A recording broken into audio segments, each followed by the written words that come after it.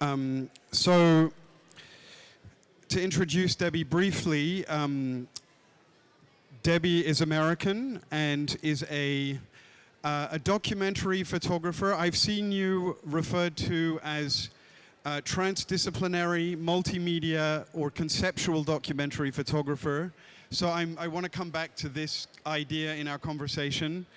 Debi has an interesting history and relationship to photography in that she had initially studied culture and media and photography at later at RISD, and worked, I believe, in the field of photography for some time, but then became a civil rights lawyer and spent 12 years working in that profession before becoming a visual artist that she is today. So again, something that'll be interesting to come back to. The project that we're here to talk about is Model Citizens, and is, I believe, the kind of third and final part of a trilogy of books. Exactly. The first of which was entitled Welcome to Camp America. The second was Necessary Fictions. And the third, Model Citizens, which received the Prix Élysée award. And so I wanted to ask you, by way of, I guess, introduction to this project, one thing that really struck me was that in the previous two chapters of this trilogy, you focused on the military specifically, on this, the military and its structures, its power relationships. But this book expands, as the title suggests, into the idea of citizenship, which I think is far more difficult to identify or to locate in a specific place. So what was it that, made you want to kind of shift that focus into this idea? I had a lot of time to think during COVID lockdown, as I think many of us did, right? How is the sound? Can we need a little bit higher sound? I'm going to speak more loudly. I started out photographing what I thought were sites of exception at Guantanamo Bay, the naval station, war on terror prison complex, at military bases around the United States, hosting immersive, realistic military war games. And I thought that I was looking at something out of the ordinary by going to these places. But over the early years of COVID, home alone, not making pictures, I really got to thinking, what if these are not states of exception? What if they're epitomizing what's happening in our culture? And so I had this germ of an idea and proposed it to the Prix Élysée, the Swiss Awards, and won it, remarkably. And that meant I had a 2-year timeline to go from the germ of an idea to a physical object. And the idea that I proposed was, how have staging and role play and performance come to influence how we think about citizenship in a violent land whose country no longer agrees on what is true? Like, we're not passive recipients of state messaging and propaganda and state-created realities. We are enacting our own realities in our chosen communities every day. And that might look a little bit different than what it had done before. Absolutely. And I mean, in the images that we're seeing in the book, you focused on different locations. So I believe that you focused on historical museums as one kind of space in which the ideas that you're speaking about manifested, political rallies as well, and in the kind of sphere of border patrol as well. The Border Patrol Training Academy. Right, the Training Academy. And there's also, not obviously in the book, but there is a film component to this project that deals with Hollywood imagery relating to these ideas. So how did you kind of identify these three sites, as it were, for this?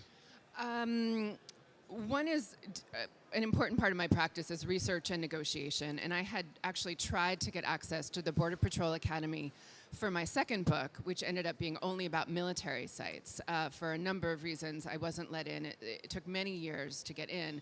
And suddenly, right before I proposed this work, they said, come on down. So that was one site. I think of it as three different ways into the question. So the Border Patrol sites as an official governmental, here are the stories we're telling, here are the fictionalized scenarios we are playing about threats at our border.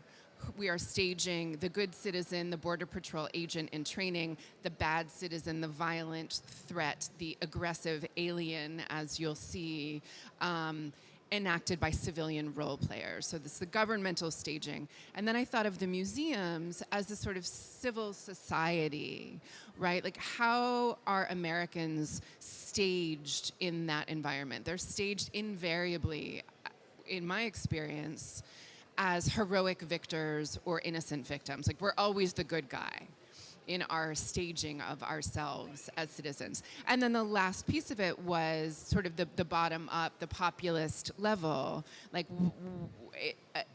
going to political rallies in favor of your chosen candidate. That is a performance of citizenship. And on a very short timeline, I chose the sites with the richest visual material, which were Trump Save America rallies. I wanted to ask you as well, as we're seeing, as we scroll through the book, there are these, these kind of very bold textual statements that come and punctuate the book throughout. And my understanding is that this is a poem by W.H. Auden that runs throughout, that is entitled The Unknown Citizen. Exactly. And dates 1939. Right. Yeah. So sort of where did this element, which plays an important part in the book object, where did this element come into the picture?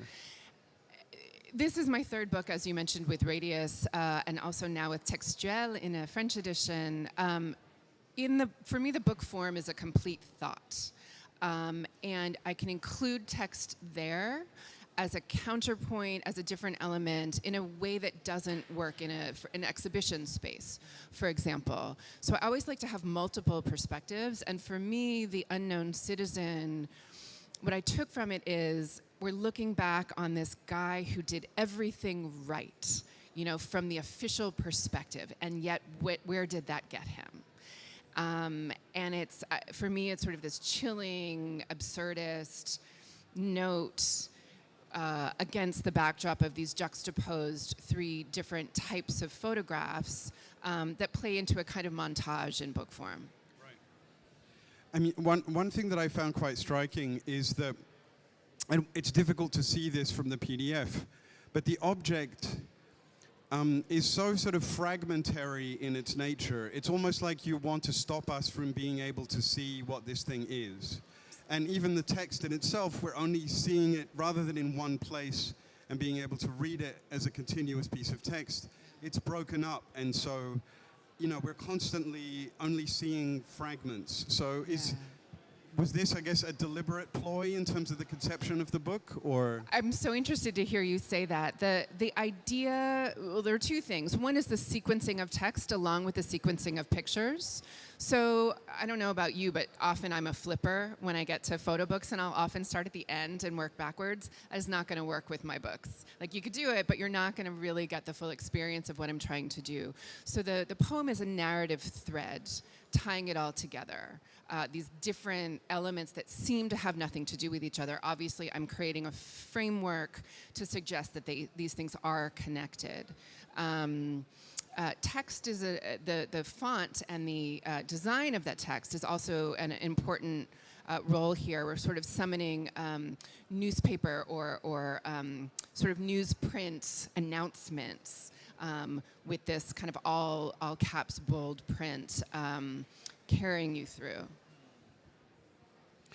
I also wanted to come back to something I mentioned in terms of your biography of the fact that you are, I guess, always, when described as a documentary photographer, there's always a qualifier. It's not a documentary photographer. It is a sort of a conceptual or transdisciplinary. Like, I guess my question would be, do you think that documentary photography, that we have moved beyond it? That it's still possible to be that documentary photographer, or how do you understand, I guess, this evolution of what that involves? I think documentary has come a very long way. It is shifting. What it means is shifting. It's different for each of us who practices. And for me, these labels, which may come and go over time, and what do they really mean? For me, I'm choosing qualifiers like transdisciplinary or multimedia or conceptual to signal to you that while I'm documenting things in the world, I am not a photojournalist. My work is not operating to inform you of something that's happening, but rather to get you to look at something and perhaps question your assumptions about it, see it differently, sit with me in grappling alongside. So I'm doing that at the level of the frame and at the level of the series and the book, using color and composition to invite you to look closely at what you are being shown. So in the way we put the book together, and the slippages, which perhaps we could speak more about, the idea is to get you to question what is happening here, and to question the foundation of documentary itself. It's slipping in our culture in the sort of post-truth era. Right. I only have time for one more question myself before I allow the audience a question. And, you know, obviously, we know the results of the US election. And looking at this work, and not just this project, but I guess these 3 projects, you know, how does it feel to you to look at this work in that context of, you know, I guess this new political reality? It's not entirely new, but... I mean, I'm, as we all are, grappling with this new reality. I think what I'm seeing and looking back at these 3 bodies of work is that the roots of what's happening now have been there for a very long time.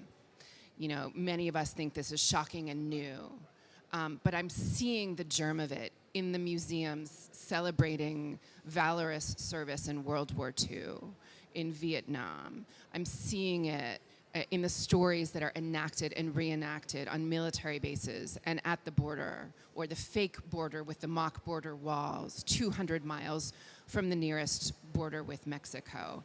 And of course, I'm seeing it in the rallies.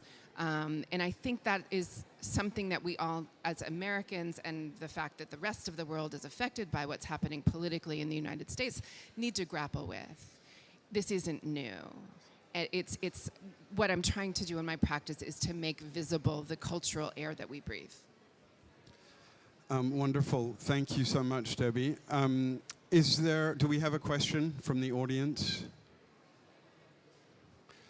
If not, Debi will be signing copies of the French edition of the book at the Édition Textuel booth, which is booth K01 at 5 p.m., so very shortly.